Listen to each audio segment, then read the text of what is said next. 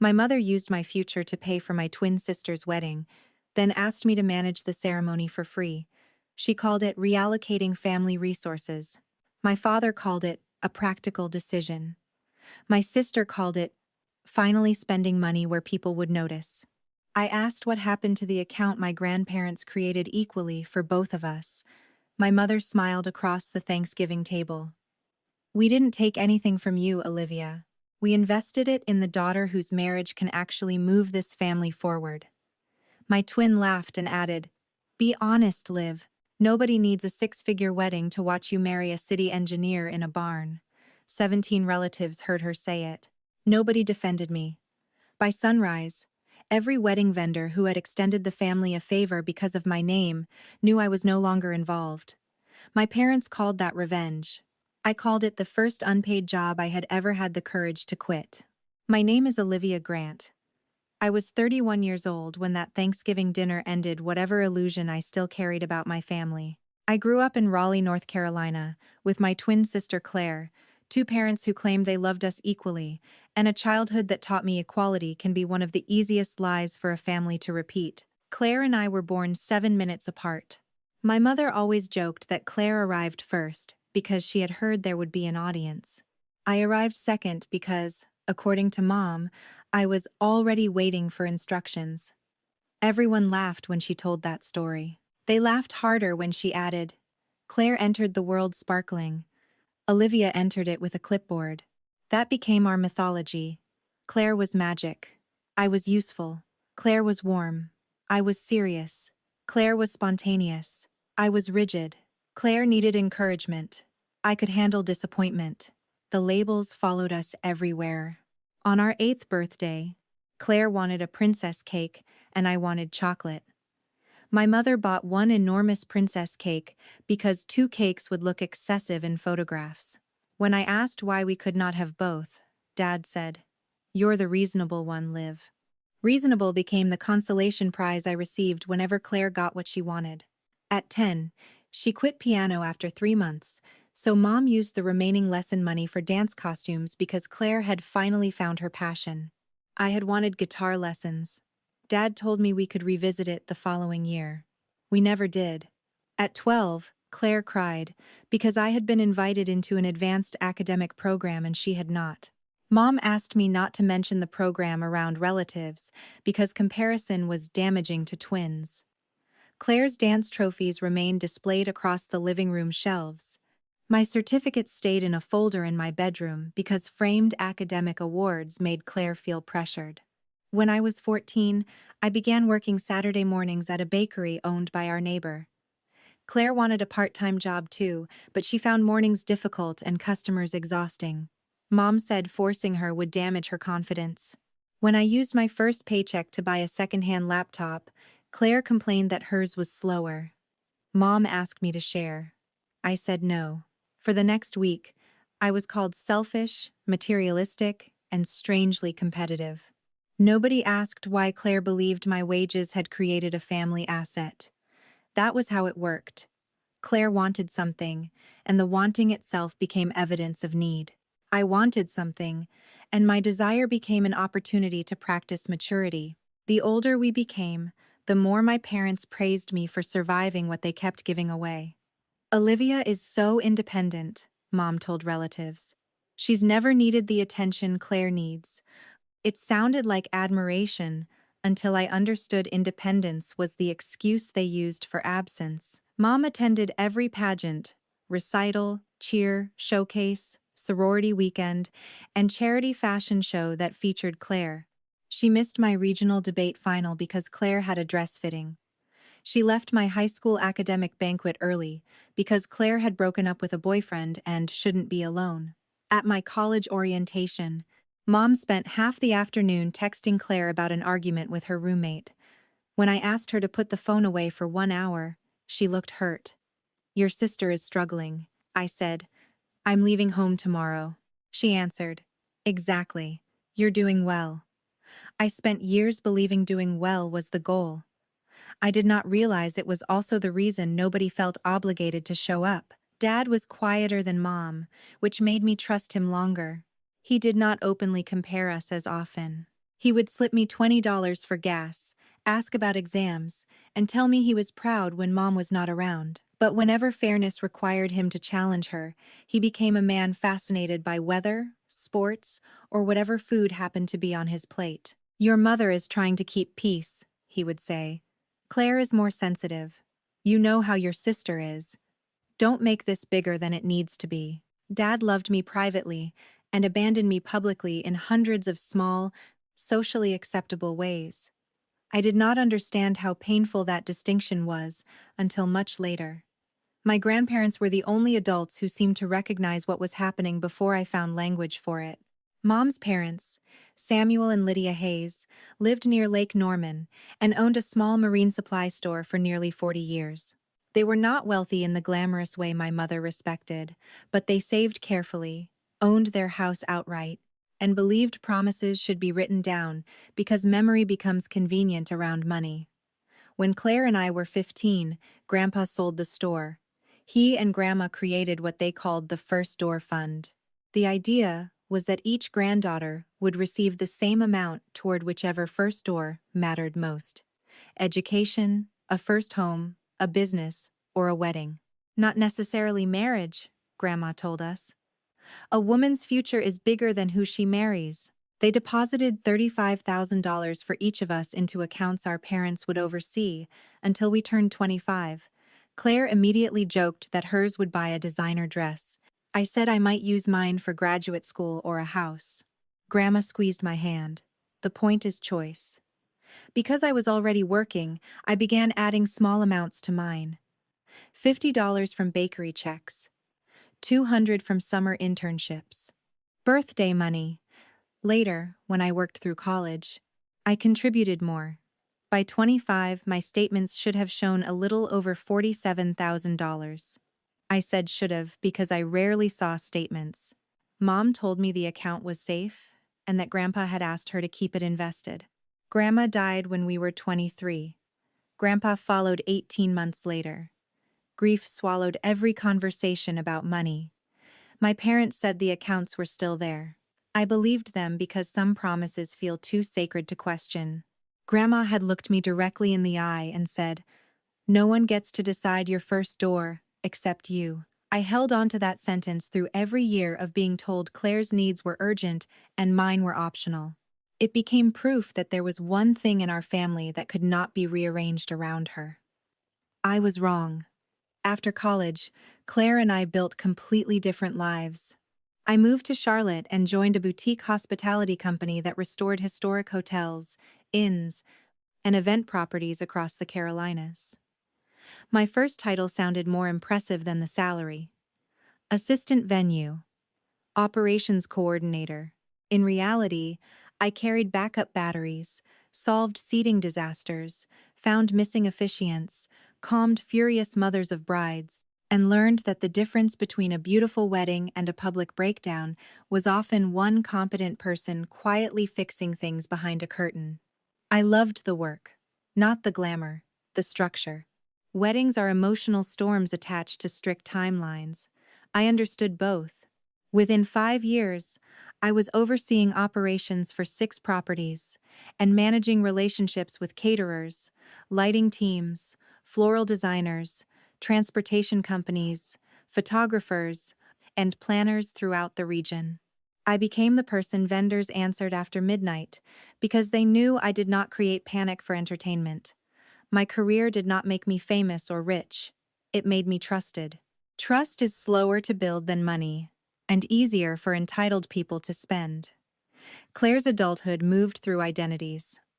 Lifestyle blogger, boutique fitness instructor, luxury apartment leasing consultant, social media brand ambassador, event host, junior real estate agent. Each version lasted long enough for professional photographs and a new biography. My parents described every change as expansion.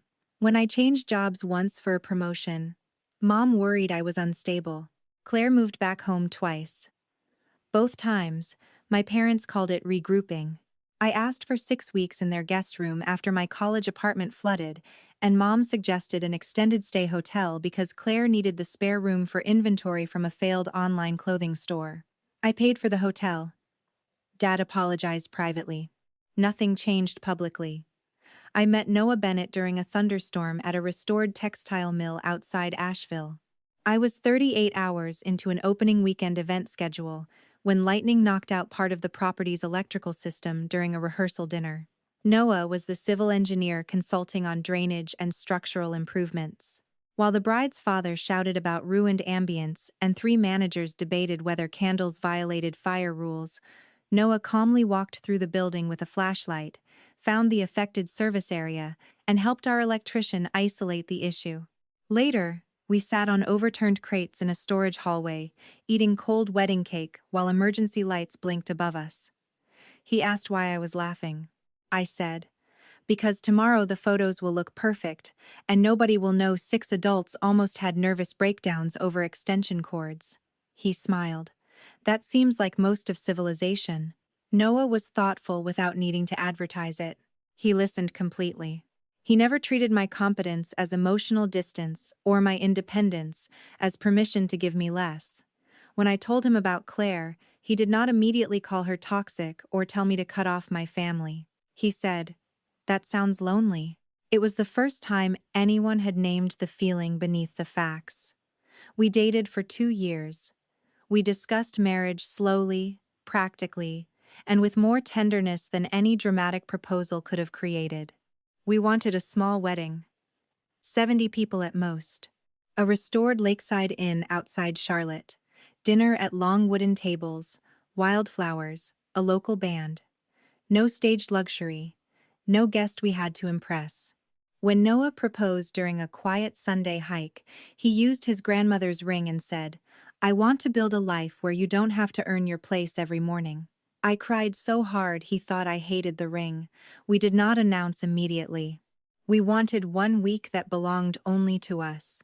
3 days later, Claire announced her engagement to Preston Whitaker. Preston came from an old Charleston family with a recognizable last name, inherited membership at 2 country clubs, and relatives who used the word summer as a verb. He worked in private wealth management, wore custom shirts, and knew how to make a person feel studied without feeling known. Claire adored him. My parents adored what marrying him seemed to say about them. Mom announced the engagement online before Claire did, posting 17 photographs under the caption, "Our beautiful girl has found the extraordinary life she was always meant for." She called me that evening. "Did you see?" "Yes. Can you believe it? Claire has been dating him 2 years. I mean the family. The Whitakers are wonderful. I've never met them. You will. This wedding will be important. Important. Not meaningful. Not joyful. Important." I told her Noah and I were engaged too. Silence lasted just long enough to become an answer.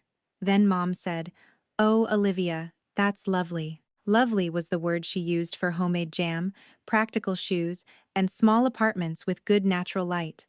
When? Last weekend. Why didn't you tell us? We wanted a few days. Claire told us immediately. Claire is Claire. Exactly. Mom did not hear the irony. She asked whether Noah had chosen the ring himself, whether his engineering firm was growing, and whether we planned something intimate. The phrase sounded less like curiosity than budget assessment. Then she said, "We should avoid overlapping wedding seasons. Claire's will require everyone's full attention." I had been engaged for 3 days and was already being scheduled around my sister. I said, "We haven't picked a date." "Good. Maybe next year after hers." Claire's wedding was 11 months away. "We're not waiting because she's getting married." Mom's voice cooled. "Nobody is asking you to wait. I'm asking you to be considerate." I ended the call before the old reflex made me apologize. Over the next 6 months, Claire's wedding became the central industry of my family. Preston's parents wanted elegance without appearing flashy, which apparently required very expensive versions of simple things. My mother wanted spectacle. Claire wanted every trend she had saved online since age 17. Imported garden roses, a custom tent liner, hand-painted invitations, a champagne wall, a private estate outside Charleston, 3 days of events, designer wardrobe changes, vintage cars, a guest list approaching 240. My father claimed to hate the expense while approving every increase because Mom said backing down would embarrass them in front of the Whitakers. The planned budget rose from $90,000 to $180,000, then above $200,000. Preston's family contributed substantially, but with expectations. My parents promised more than they could comfortably provide because appearing equal mattered more than being solvent. Then Mom began calling me. At first, she wanted advice. Is this floral quote reasonable? What deposit should a transportation company require? Does the venue need a rain structure if the forecast is usually clear? I answered because the questions were familiar and because being useful still gave me a brief, embarrassing feeling of belonging. Then advice became work. She asked me to review contracts, call a photographer I knew, secure a courtesy hold with a preferred transportation company, ask a linen supplier whether they could do something special, explain to the venue director that our family would be easy. I connected them with people who trusted me. I was clear that I was not financially responsible, but several vendors gave the family flexibility because I vouched for their seriousness. Claire barely acknowledged it. She posted updates saying, "Building the dream wedding from nothing is a full-time job." When I commented, "Some of us already have full-time jobs," she deleted it and texted me that jokes could be misread by Preston's relatives. Mom invited me to dress fittings only when she wanted me to review vendor timelines afterward. I was not asked to be maid of honor. That did not surprise me. Claire chose Preston's sister. I was not asked to be a bridesmaid either. Mom explained that Claire wanted a visually cohesive wedding party and that my work schedule might make rehearsals difficult. "You understand logistics," she said, "better than anyone." Apparently, I understood logistics so well I had become part of the staff. Then I saw the seating draft. Claire had placed me at a side table with two photographers, the venue coordinator, and a cousin hired to manage social media. When I asked why, she said, "You'll probably be moving around all night anyway." "Why?" "Because you're helping." "Am I?" "Olivia, you know weddings. Don't make me formally ask you to prevent disasters at your twin sister's wedding." That sentence clarified my role. Not sister. Insurance policy, I told Noah. He listened, then asked, "Do you want to help?" "I don't know. That's not your normal answer. Part of me thinks if I make it perfect, they'll finally understand what I bring." Noah looked sad. "They already understand what you bring. That's why they keep taking it." I hated that answer because it was true. Still, I did not withdraw. Old hope survives on very little. Thanksgiving was held at my parents' house in Raleigh. 17 relatives attended, including Preston and his parents. Noah came with me.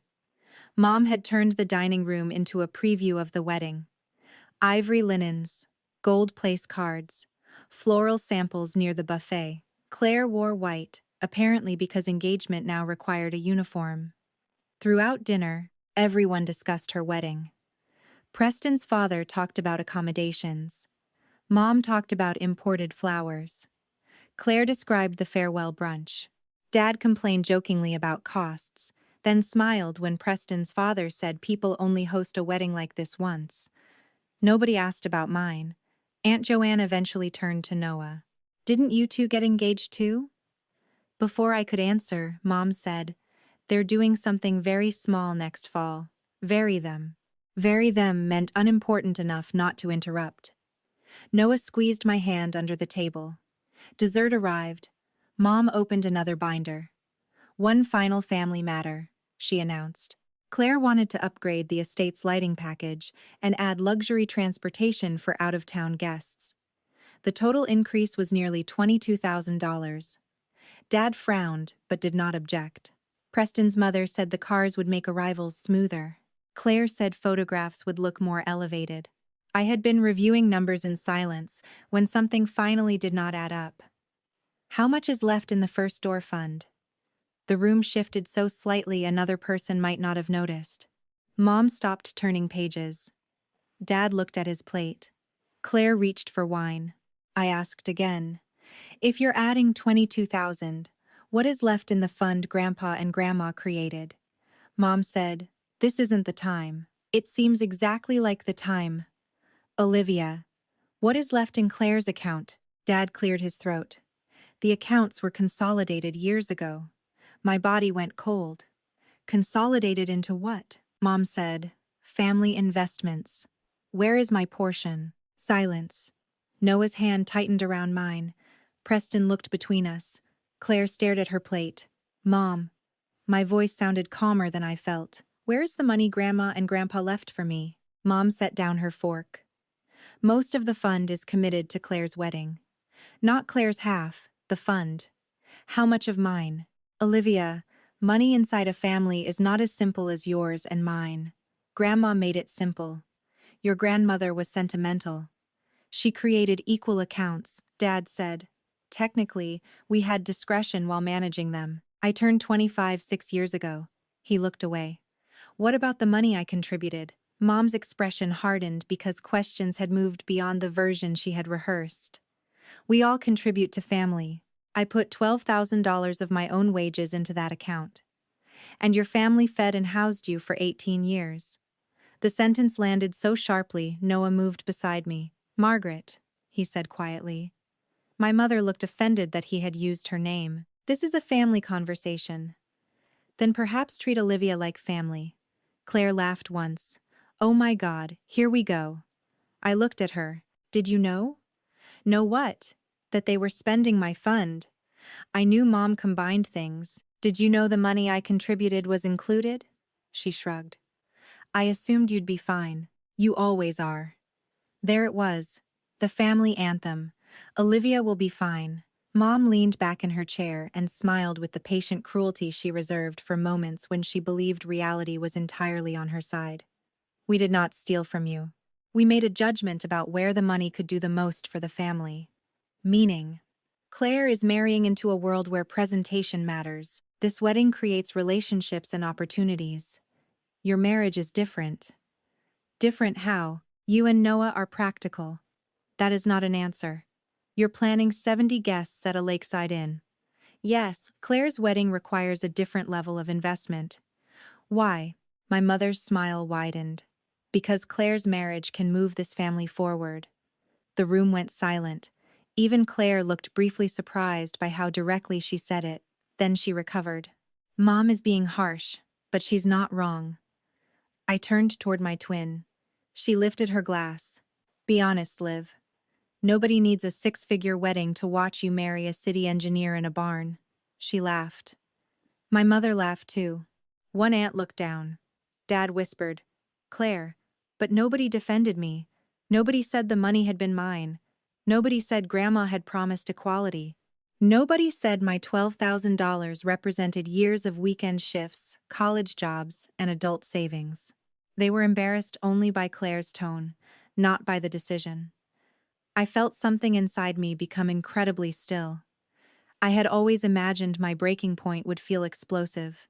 Instead, it felt like a door closing quietly in a distant part of the house. I looked at my mother. "How much was in the combined fund before you started spending it?" "Olivia, don't make this vulgar." "How much?" Dad answered. "A little over 90,000. "How much remains?" Silence. "Alan." My father swallowed. "Less than 7. Noah inhaled beside me. 47,000 that should have been mine. Claire's original share. Almost everything. Gone." I stood. Mom said, "Do not create a scene." "I'm leaving. Sit down." "No." Claire rolled her eyes.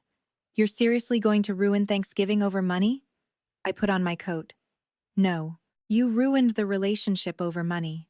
I'm simply leaving the room where it happened." Mom stood too. "You owe your sister support." I looked at her.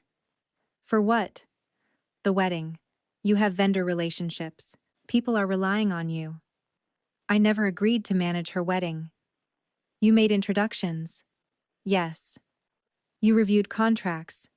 "Yes." "Then, you can't walk away now because your feelings are hurt." There it was. They had spent the money my grandparents left me and still believed my labor belonged to them. I turned to Claire. "Who is managing your wedding day?" She stared. "You know the venue." That wasn't my question. We assumed you would keep things running. You assumed wrong. Panic crossed her face before anger replaced it. You can't do that. I just did. The planner is only partial service. Then expand her contract. That costs money. Apparently weddings do. Mom shouted my name. I walked out. Noah followed without saying goodbye to anyone. In the car, I sat behind the steering wheel with both hands resting in my lap. Noah waited. Are you okay? No. Do you want me to drive? In a minute. I expected tears. Instead, I opened my work phone. Noah watched but did not interrupt. I wrote one email addressed to every vendor I had personally introduced. Effective immediately, I am withdrawing my personal and professional involvement from the Grant-Whitaker wedding. Please communicate directly with Margaret Grant, Claire Grant, Preston Whitaker, or their contracted planner regarding all decisions, balances, deadlines, and services. I am not a coordinator, guarantor, financial participant, or authorized decision-maker for this event. Any courtesy, flexibility, delayed deadline, complimentary upgrade, or referral consideration offered solely through my relationship should be reviewed directly with the contracting party. I am not requesting cancellation of any valid agreement. I am clarifying that my name, employment, and reputation should no longer be treated as support for it. I sent it. Then I called 3 people who had extended unusual flexibility. A venue director had held a final payment deadline because she trusted me. A transportation vendor had reserved extra vehicles without full deposit. A floral designer had agreed to delay ordering specialty flowers while the family finalized payment. I did not tell them to cancel. I did not ask them to punish anyone. I said the same thing every time. I am not involved. Please proceed under your normal policies. Each person understood. One asked, "Are you okay?" I said, "No, but this part is professional." Then I turned off the work phone. Noah was still watching me. "Was that revenge?" I asked. "No. It will feel like revenge to them. You withdrew resources they never had permission to use.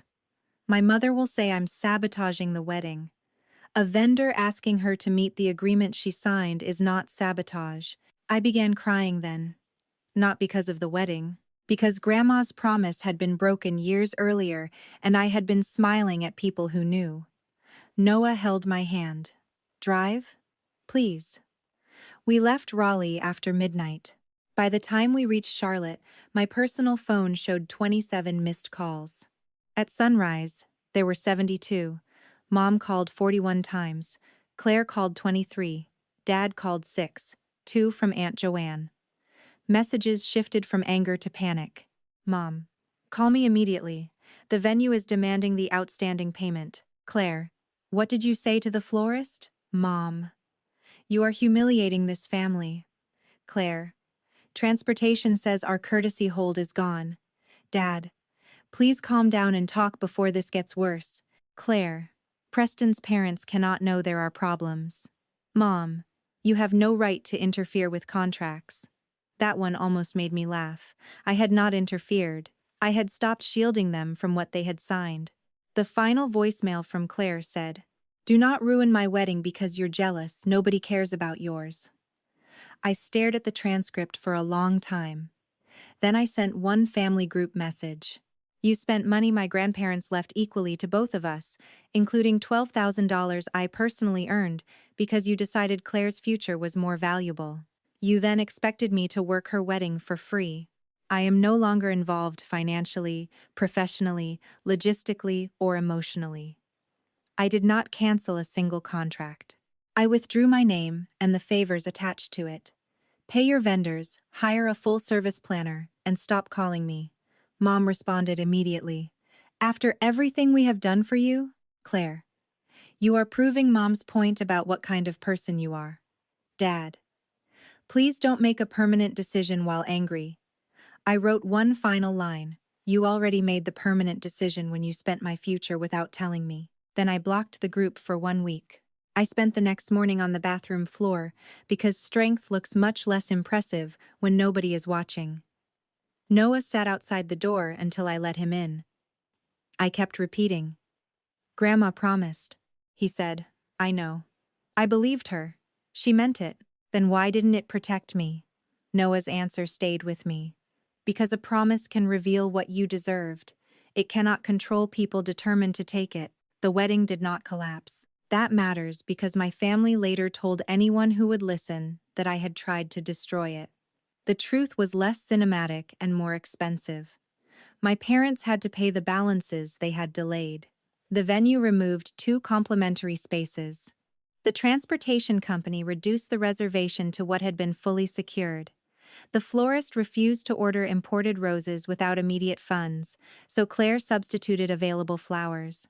They hired a full-service coordinator 6 weeks before the wedding at rush pricing. Dad used a retirement account. Mom borrowed money from her sister. Claire and Preston placed several expenses on cards. Preston's parents covered one final gap after demanding to know why the Grant family had promised a budget they could not meet. Claire blamed me. Mom blamed me. Dad told relatives there had been a misunderstanding over inheritance. Nobody told them the misunderstanding involved $40,000 of my money. 2 weeks after Thanksgiving, Claire sent a formal email informing me that Noah and I were no longer invited to the wedding because our presence would create emotional instability during an important family transition. I read it once. Noah asked how I felt. Relieved. Then I cried for 3 hours. Relief and grief are not enemies. Sometimes, leaving a toxic role feels wonderful, while losing the fantasy behind it still feels like death. The wedding happened on New Year's Eve at an estate outside Charleston. I was in the mountains with Noah, 2 friends, and a fireplace that smoked whenever the wind changed. At midnight, we stood outside beneath a clear winter sky. My phone remained off. Claire's wedding photographs appeared everywhere the next morning. She looked beautiful. Preston looked polished. Mom looked triumphant from the correct angles. Dad looked exhausted. Captions described a flawless celebration, 2 extraordinary families becoming one, and the beginning of a timeless legacy. I noticed no one mentioned the bride's twin sister. A cousin later told me guests asked. Some were told I was sick. Some were told Noah and I had canceled our engagement. One relative was told I had become emotionally unstable after financial confusion. Claire posted a photograph of herself surrounded by bridesmaids under the caption, "The sister's life gives you when blood disappoints." That hurt enough that I deleted social media for 3 months. I did not respond. Silence infuriated them more than defense would have, because my family had always relied on my reaction to complete the story. If I argued, I was jealous. If I cried, I was unstable. If I defended myself, I was creating drama. Silence left them alone with what they had said. Noah and I continued planning our wedding. At first, every simple choice felt like a counter-argument to Claire's extravagance. I wanted fewer flowers because she had imported roses.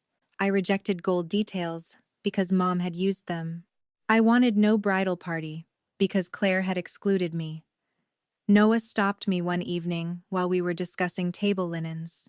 Are we planning our wedding or planning the opposite of hers? I hated the question. Does it matter? Yes. Reaction is still a form of control. I closed the binder. Then what do you want? Dinner with people we love. Music.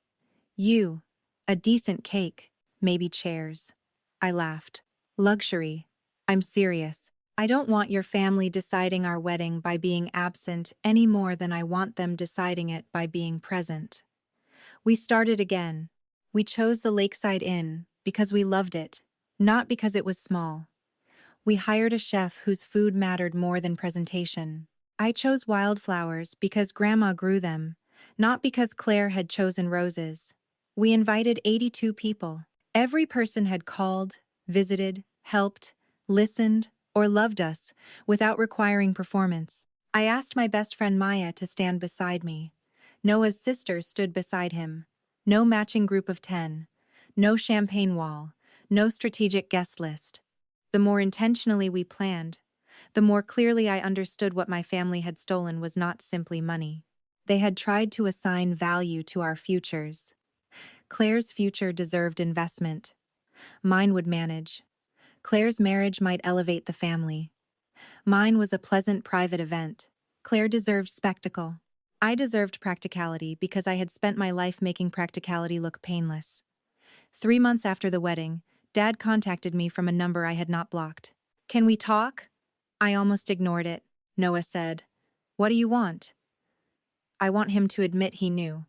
Then ask." We met at a coffee shop halfway between Charlotte and Raleigh. Dad looked 10 years older. He carried a folder. I laughed bitterly. "No more folders." "Fair." He put it aside. I knew. No preamble. How long? "We started using the accounts 4 years ago." My stomach turned. "Before Claire was engaged?" "Yes." "For what?" "Some of her expenses. A credit card balance. Real estate courses. Then wedding deposits. My contributions too?" He closed his eyes. "Yes." "Did you tell Mom no?" "At first." "What happened?" "She said Claire needed momentum. You already had a stable career. You were saving. You had Noah." "Noah and I weren't together 4 years ago." "I know. So what did I have?" Dad looked at the table. "You always had yourself." That sentence broke something new. "You used my strength as justification." "Yes." "Why didn't you stop her?" "Because every disagreement became a choice between keeping peace and defending fairness." "You chose peace." "No." Tears entered his eyes. "I chose comfort. Peace is what I called it afterward." "Honest." "Did Claire know?" "Not at first. She knew before the engagement party." "How?" "Your mother told her we might use the remaining fund for the wedding." "What did Claire say?" "She asked whether you would be upset." "Then?" "Your mother said you'd understand." I laughed. "Of course. I should have called you. You should have stopped it." "Yes." "Are you here because the wedding debt is bad?" His face changed. "Partly. There it is." "I'm not asking for money." "What are you asking?" "I want my daughter back." "Which one?" He flinched. "You." "Why now?" "Because Thanksgiving showed me how completely I had lost you before you left." He cried. I did not comfort him. That was difficult. "Dad, you did not lose me in one night. You traded pieces of me for easier days with Mom and Claire." He nodded. "I know." "Do you?" "I'm beginning to." "What does Mom think?" "That you overreacted." "Then nothing has changed." "She is under pressure. Mom has always used pressure as permission." "I know." "Does Claire regret it?" "She's angry." Same answer. Dad slid the folder toward me. "This is every transaction from the fund. I made copies. I know it does not restore anything." I did not open it. "Why give it to me?" "Because you deserve the truth without begging for it." I took the folder. "Thank you. Can we meet again?" I looked at him. "Maybe." "When?" "Do not turn maybe into a scheduling problem." He almost smiled. "Okay." Dad did not ask again for 2 months. That restraint mattered. He texted once on my birthday.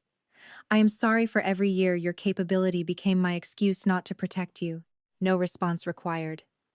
I did not respond. He sent nothing else.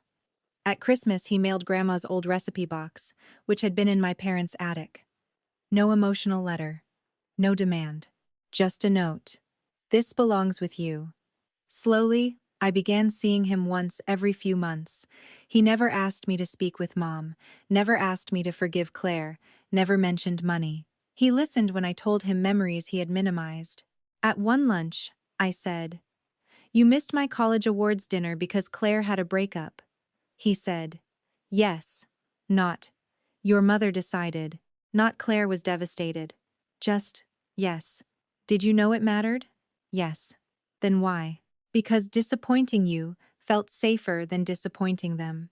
That answer hurt and healed at the same time. Dad began therapy after 62 years of believing therapy was paying someone to ask why you're sad. He later admitted he had spent his marriage letting Mom set emotional priorities because challenging her made the house unpleasant. "I offered you up as the family member most likely to forgive us," he said. "That was cowardly." I agreed. Our relationship became smaller and more honest. I did not call him every week. He did not have a key to my life. But he stopped pretending private love compensated for public failure. Mom responded differently. She sent letters blaming stress, misunderstandings, my grandparents' poor account structure, wedding pressure, Claire's emotional needs, and my unwillingness to accept that fairness does not always mean equality. She never wrote, "I took your money because I valued Claire's future more." She never admitted the sentence at Thanksgiving was cruel. Instead, she described it as an imperfect metaphor said during conflict. Claire called once from Preston's phone because I had blocked hers. "You need to stop poisoning Dad against Mom. Dad is 62. He's vulnerable. Because he disagrees with her? Because you're making him relive every mistake. He chose therapy. After you punished him." There was no conversation possible inside that framing. "Why did you call?" Silence. "Claire? Preston and I are having problems." There it was. Her marriage had begun cracking almost immediately after the wedding. Not because luxury weddings caused divorce, or because she deserved misery. Because the wedding had temporarily hidden differences that marriage made unavoidable. Preston expected her to maintain the polished professional and social life she had performed during their relationship. Claire expected the Whitaker name to provide security, attention, and permanent admiration. Once the wedding ended, they were two people with expensive habits, fragile identities, and very little practice solving ordinary problems without an audience. Claire disliked his long work hours. He disliked her spending. She felt ignored at family events. His mother criticized her employment gaps. Claire wanted to move back toward Raleigh. Preston refused. They posted anniversary photographs while sleeping in separate rooms. "I'm sorry," I said. "Are you?" "Yes. You sound cold. What do you want from me?" "I need help finding work in Charlotte." She had finally reached the point. "What kind?" "Events. Luxury hospitality. Your company has connections. You mocked my work for years." "I didn't mock your work. You expected me to run your wedding from a side table." "That was Mom. You knew." Silence. "I need something stable," she said. "Then apply. Can you recommend me?" "No." She began crying. "You're enjoying this." "I'm not." "Then help me. I will review your resume if you want honest feedback. I will not attach my reputation to work history. I cannot verify." Her crying stopped. "You would do that to your own sister? A professional reference means I have directly observed your work. You know me. That is not the same thing. You are still punishing me for the fund." "No. I am refusing a request I cannot honestly support." "You always think you're better than me." The old script. "No, Claire. I think I am responsible for my name." She hung up. She never sent the resume. 5 months later, Claire and Preston separated. Mom called from another number. "Your sister needs family. She has you. That is cruel. It is the sentence you used about me my whole life. Olivia has herself. Claire has us." "Silence," Mom whispered. "I never said that." "Not in those exact words. You twist everything." "Then this conversation is over." I blocked the number. My parents' finances deteriorated after the wedding. Dad had withdrawn more retirement money than I knew. Mom's interior design boutique, which existed largely because she enjoyed being described as a business owner, was losing money. They had used credit to preserve appearances after their savings ran thin. Eventually, they sold the Raleigh house. Officially, they wanted to simplify. Privately, they needed equity. Mom posted photographs of empty rooms with captions about bravely embracing a new chapter. She never mentioned that the chapter was partially funded by spending both daughters' first door accounts on one wedding. Dad moved into a modest townhouse. Mom moved with him initially, but their marriage became strained as he stopped protecting her from accountability. For the first time, he corrected family stories in public. When Aunt Joanne said, "It's terrible, Olivia abandoned everyone over money," Dad replied, "We used money that belonged to her and lied about it." Mom left the room. That single sentence apparently caused a 3-day argument. They eventually separated for 6 months. I did not celebrate. Their marriage had existed for 35 years. Even unhealthy systems contain real companionship, shared history, inside jokes, ordinary kindness, and grief when they break. Dad told me, "Your mother thinks choosing you means betraying her." Does it? No. I should have understood that 30 years ago. Mom refused therapy at first because she believed Dad's therapist had turned him against family. Eventually, she attended 2 sessions, declared the counselor biased, and stopped. Dad moved into his own apartment permanently. He did not ask to live with me. That mattered. Claire moved back to Raleigh after her separation. She and Mom rented a 2-bedroom condo together. The arrangement lasted 4 months before two people raised to expect emotional accommodation discovered neither wanted to provide it. Claire found an entry-level position with a hotel sales team. Not through me. She lasted. Then advanced. That surprised me in a good way. Without an audience applauding potential, she finally developed skills. We remained no contact. Growth does not automatically create reconciliation. A year after our last call, she sent me an email. "I understand why you wouldn't recommend me. I hated you for it because I thought being family should be enough. I think I finally understand that I spent years expecting your competence to make my life easier while treating your competence like proof you needed less love. I'm sorry." I read it 3 times. There was no request afterward. No invitation. No story about her pain. I replied, "Thank you for saying that." Nothing more. 6 months later, she sent another message congratulating me on a promotion she had seen online. No hidden ask. Slowly, we exchanged occasional emails. Then one phone call. Awkward, honest. She admitted that at Thanksgiving she had clapped because Mom's insult gave her relief. Relief from what? From knowing the fund was yours too. There it was. I had been trying not to think about it. When Mom made you smaller, it made what we did feel more reasonable. You knew it was wrong. Yes. Before the dinner? Yes. Then why didn't you tell me? She cried. Because I wanted the wedding. Honest, brutal. I'm sorry. Thank you. Do you forgive me? Some days. Fair. That does not mean we become close. I know. That answer told me she had changed more than any dramatic apology could. Mom remained different. She wanted restoration without discomfort. Every apology came with context. "I'm sorry, but you must understand the pressure. I'm sorry the metaphor hurt you. I'm sorry your grandparents did not make the account rules clearer. I'm sorry you felt less valued." Felt, the favorite word of people apologizing to the interpretation rather than the action. When Noah and I finalized our wedding date, Mom learned through Dad. She called from Claire's phone. I answered because I thought Claire was calling. "Olivia." I nearly hung up. "What?" "Your father says you're getting married in May." "Yes." "Were you planning to tell me?" "No." Silence. "I am your mother." "Yes." "Do you hate me?" "No." "Then why am I being excluded from my daughter's wedding?" The word excluded arrived as if history had begun that morning. "Because I want to feel safe at my wedding." She started crying. "I would never create a scene." "This is not about a scene." "Then what?"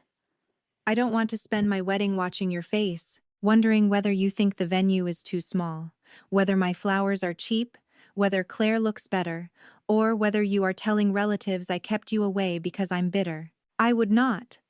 You told people I was unstable after Claire's wedding. I was protecting her day. By lying about me. What did you expect me to say? The truth. That would have humiliated us." "Exactly." Silence. "I said terrible things," Mom whispered. "Yes. I made mistakes. Yes. How long am I supposed to pay? This is not punishment. It feels like it. You are not invited because I do not trust you with access to a day that matters to me." She cried harder.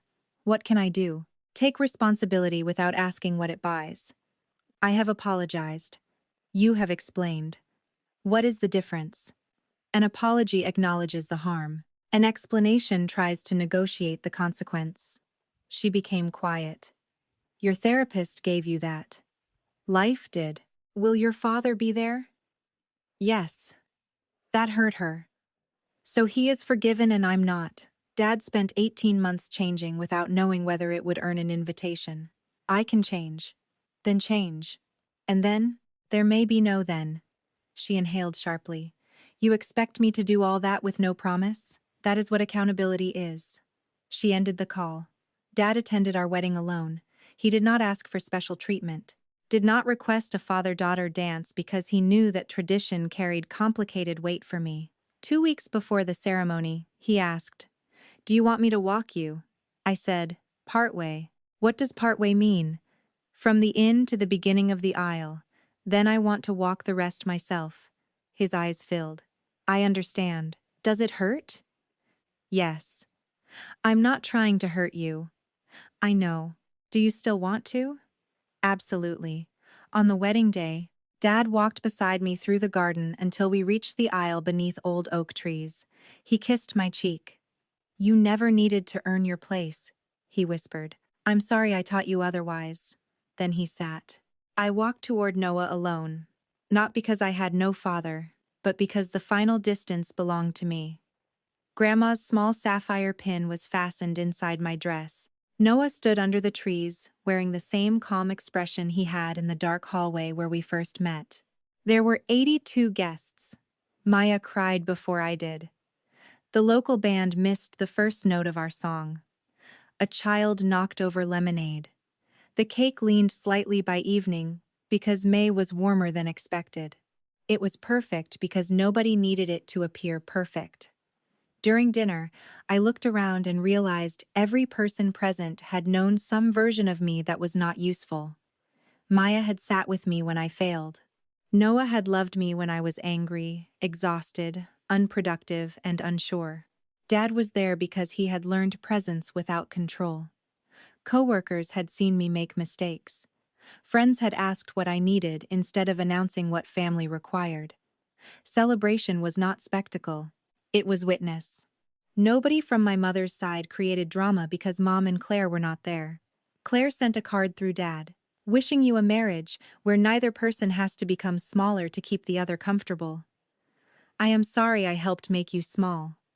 Noah read it with me. Do you want her here? He asked. No. Sad? Yes. Both aloud. Unfortunately. Mom sent nothing. 3 weeks later, she posted a photograph of Claire's wedding with the caption, "Some memories remain sacred even when families change." I stopped looking. A year later, Claire and I met for coffee. Not because anyone pressured us, because her emails had remained consistent, and because I wanted to know whether I missed my sister or only the possibility of one. She looked different, less polished, shorter hair, no dramatic entrance. "You look good," she said. "You too." "I'm terrified." "Good." "Why good?" "Means you understand this matters." We talked for 2 hours. She admitted favoritism had damaged her too, though differently. Every failure had been softened until she never learned how to survive shame. Every success had been inflated until ordinary life felt like decline. Mom loved the version of me that looked impressive, Claire said. I spent years terrified she'd see the rest. She protected you. She also made me weak. Both. Claire nodded. I hated you because you could build things without being watched. I envied you because people watched. We were both idiots. Twins. We laughed. That laugh hurt and helped. We did not become inseparable. We began with monthly calls. Clear rules. No money. No professional favors. No carrying messages from Mom. When Claire asked whether I could help her understand an event contract at work, I said, "Is this sister advice or professional consulting?" She paused. "Professional." "Then I charge." She laughed. "Seriously?" "Yes. Fair." She hired me for 1 hour through my company, paid the invoice. That tiny transaction repaired something because it acknowledged that my skill was not a family utility. Years later, we became friends as adults rather than twins forced into opposite roles. Mom's path was lonelier. Dad remained separated from her. Claire set boundaries, Her social circle became smaller after money and appearances faded. Eventually, she entered therapy. Not because any of us promised restoration, but because there was no one left willing to carry the old story. 2 years after my wedding, she wrote a letter that sounded different. I took money your grandparents gave you because I believed Claire's life reflected on me, and yours did not. I called you practical because it made neglect sound like respect. I called you independent because it excused me from caring for you. I called Claire gold because I wanted her marriage to make me feel important. Calling you dirt was not a metaphor. It was cruelty. You did not misunderstand me. I am sorry. I cried before finishing. Then, I understand an apology does not create an invitation. I am not asking for one. I wanted one honest sentence to exist before I die. I valued your usefulness more than your feelings, and you deserved better. I showed Noah. What do you want to do? I don't know. You don't have to know today. I waited 4 months. Then I agreed to one lunch. Public restaurant. 90 minutes. Mom arrived early. No flowers, no gift. She looked older and frightened. Thank you for coming. Thank you for writing honestly. I rehearsed everything. Please don't perform it. She laughed weakly. Fair. We talked. She did not ask me to forgive her. Did not mention Claire's needs. Did not say she had done her best. At one point she said, I thought being a good mother meant producing daughters people admired. And? I forgot daughters are people before they become evidence. That sentence stayed with me. We did not become close. We met occasionally. I never gave her access to finances or major decisions. She met Noah properly 3 years after our wedding. She apologized to him for dismissing our marriage because his family name and career did not elevate hers socially. Noah said, Thank you. Nothing more. Mom accepted it. Change does not always produce a warm reunion. Sometimes it creates a relationship small enough to be safe. Dad and Mom never fully reconciled as spouses. They became respectful friends after 40 years of marriage, and 2 years apart. Dad said he could forgive her without returning to the role where silence was expected. Mom said she understood. Claire eventually divorced Preston. Not dramatically. They admitted the relationship had been built around compatible aspirations and incompatible selves. She remained in hospitality sales, became genuinely good, and later married a public school teacher named Marcus in a courthouse ceremony, followed by dinner for 18 people. I attended. Mom attended too. Claire wore a simple blue dress. No floral arch. No champagne wall. At dinner, she raised a glass. My first wedding taught me how much attention costs. This marriage taught me what being known is worth. She looked at me. Liv, thank you for showing me that being ordinary with safe people is better than being exceptional for an audience. I cried. Then told her the toast was suspiciously mature. She told me to shut up. We laughed. The first door money never returned fully. Dad repaid part over several years from his own separate savings, because he said keeping it would mean continuing the original choice. I told him he did not need to bankrupt himself. He said, I'm not buying forgiveness. I'm returning money that was not mine. I accepted it, not because money healed the relationship, because accountability sometimes has a practical form. Mom sold jewelry and closed her boutique to repay a smaller portion. Claire insisted on contributing too once her finances stabilized. I benefited, she said. I want to return something. I accepted only what she could reasonably afford. The full amount was never restored. It did not need to be. Grandma's promise could not be recreated by checks from people who broke it. What mattered was that everyone stopped pretending the theft had been a misunderstanding. Noah and I used our own savings to buy a modest craftsman home outside Charlotte. 3 bedrooms. Front porch. Wild garden. No grand first door reveal. We unlocked it together after closing, sat on the empty living room floor, and ate takeout because the furniture truck was late. Noah handed me the key and said, No one chose this door for you. I cried into noodles. We have been married 7 years now. No children yet. Maybe none. That uncertainty no longer makes our marriage smaller. I became regional operations director, then started consulting independently for historic venues. My reputation grew because it belonged to me again. I recommend people carefully. I help family when I choose. Claire once asked whether I could connect Marcus's niece with an internship. I said, "Send her resume. I'll review it like everyone else." Claire replied, "Perfect. No guilt, no expectation." Mom once asked whether Noah and I could host Christmas because our house had more room.